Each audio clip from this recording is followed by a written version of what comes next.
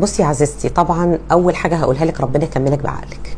لان لما هو رجع لزوجته الاولى وما بلغكيش وحضرتك اكتشفتي بعدها بفتره، احترمت فيكي جدا انك تقبلت الوضع وفهمتيه لمصلحه الصغار، ودي حاجه تحسب لحضرتك جدا.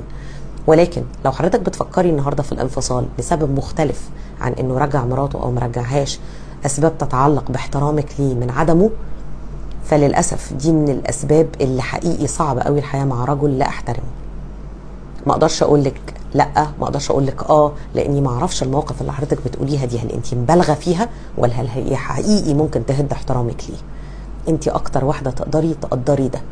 ولكن اللي مسكت نفسها في موقف زي انه يرجع زوجته الاولى بدون علمها وتستوعب وتستأنف حياتها، اتوسم فيكي العقل والحكمه، وبالتالي انا هقبل بحكمك في حته ان احترامك له تأثر وعليه استكمال علاقتك الزوجيه بيه صعبه. انا هحترم ده وهقول لك قرارك صح.